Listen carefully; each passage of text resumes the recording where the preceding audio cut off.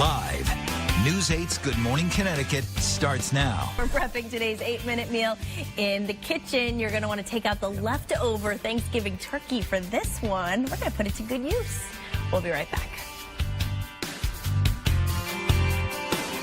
Wow, do you have leftovers in your fridge, Laura? Oh, yeah. I do, too. I think a lot of folks at home do as well.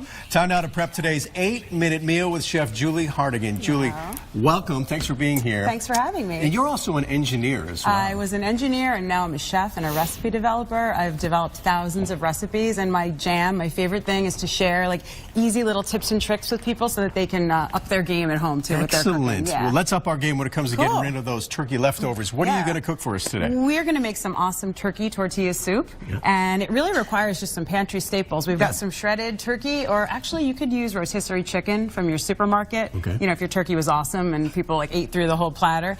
We've got a can of fire roasted tomatoes, a can of black beans, some diced onion and garlic, which to speed things up, you can totally get those in your prepared produce section of your supermarket, right? Those speed things up so much. Some chicken broth and some spices. So it's really, really simple. It's simple, and you can throw it together in 8 minutes, and it does get rid of any leftover turkey you might have. You can use the white meat, the dark meat. I'll tell you, Julie, if I see another turkey sandwich come Wednesday, I might have a problem with I know, that. I hear you. And this takes the flavor profile in a whole different direction. It's more Mexican, right? And it smells terrific. It's kid-friendly, and I'm going to give you guys lots of different riffs for ways to make it your own, too. Excellent. We'll come back. We'll throw it all together. Does that sound good? Yeah. All right. Hi, everyone. We're back now in the kitchen with Chef Julie Hartigan, who's showing us how to make a leftover turkey tortilla soup. I love this. So many of us have these ingredients right now. Exactly, yeah. I mean, if there are any little scraps left over from Thanksgiving, or honestly, you could also make this recipe with a rotisserie chicken. These are all easy pantry staples, things you could pick up on the supermarket on the way home, or you might even already have on hand. So I got started. I added a little bit of olive oil, 2 teaspoons to this pan, and a cup of chopped onion. And I mean, again, hit your grocer's prepared produce section. They've got pre-chopped onion, saves you some time. It's all like flashing time. I like that I've got like a really, really cool tip now. So once your onion is softened a little bit, this is one of my favorite kitchen tools. It's a rasp grater or a microplane, and let me show you what it does to a clove of garlic. We need about 2 teaspoons in here. Instead of chopping it up or using that like bottled kind that doesn't have such a great flavor. Oh, I like that. Kind of hit it, Then you don't smell like garlic. You don't smell like garlic, and check it out. I'll give you a little peek at how awesome this is. Wow, you're like the queen of chefs. I am. Engineer turned chef. I'm all about like, how do I do this better? How do we make it easier? How do we make it healthier? All of those kinds of things. Love that. 2 teaspoons of garlic, and then to spice this soup up a little bit, I've got some ancho chili powder. Have you cooked with that before? Man. It's got like a nice fruity, a little bit of heat. It's not too hot. We want this to be family friendly. You could use plain chili powder if that's all you have, but I like a little bit of a kick. If you want a lot of kick, go for chipotle chili powder. These are just really cool ingredients to kind of keep on hand so you can like add different flavors to your food. And everybody loves sort of chicken noodle soup. This is sort of a stepped up. You know, everyone loves Mexican food. This is almost like nachos in a bowl. Wait till I show you what we top it with. Nachos in a bowl. Totally. It's very, very fun. Very kid-friendly, too. My daughters love this. So once you've got this in here, your onion's soft, you've had the garlic and the chili powder in there for about, a minute or so. Now you're just adding a few ingredients, so simple.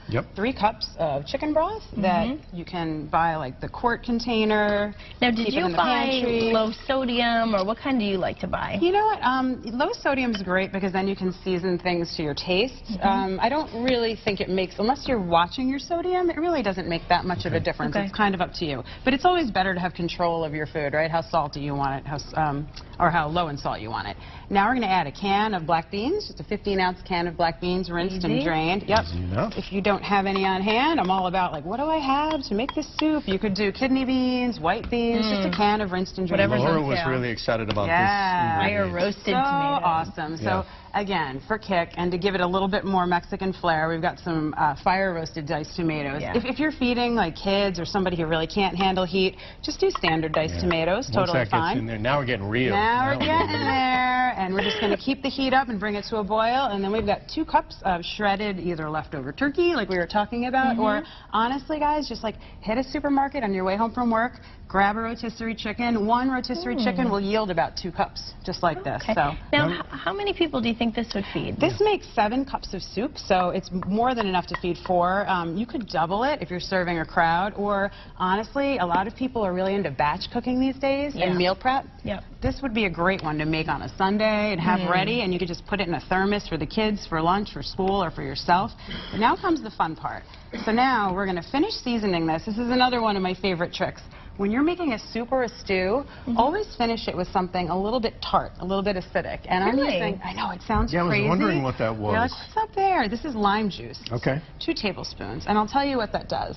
It's this interesting thing it does on your taste buds. It just sort of jumps up the flavor of what you're cooking. So, you know, sometimes you're cooking a soup or a sauce, it tastes a little bit flat. It just doesn't have that lift that you want. You add a little bit of acidity, lemon juice, lime juice, even a tiny, tiny bit of vinegar based on what you're doing, and it's going to brighten up the flavors. And here it's Mexican, so yeah, we're going to go with lime juice, right? Okay. So you do that with your pasta sauces too? You know what? I would add a little bit if it feels flat. Pasta's acidic enough because of the tomatoes. But if you're doing pot roast, seriously, next time you make like a pot roast or a stew, add like a tiny bit of balsamic vinegar at the end. You're going to go, whoa, the flavor. And is this cilantro here? Yeah, classic. And you know what? Again, if you don't like it, some people really can't deal with cilantro. And then really whatever it out. Whatever you want to your taste, right? And the fun part, you can check it out right here. I've got a bowl prepared for you.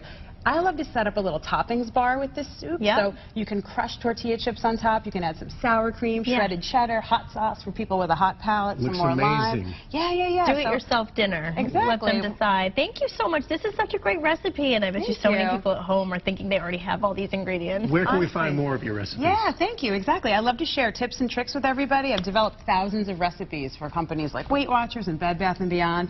I share things on Cooking with Julie, Cooking W Julie, on Instagram and Facebook, and cookingwjulie.com. Excellent. All right, let's check it out. Next time you come on, you can help us find a recipe for that giant bowl of mashed potatoes. Yeah. Oh, I've got one. Okay, we'll do it. All right, good. For sure. Okay.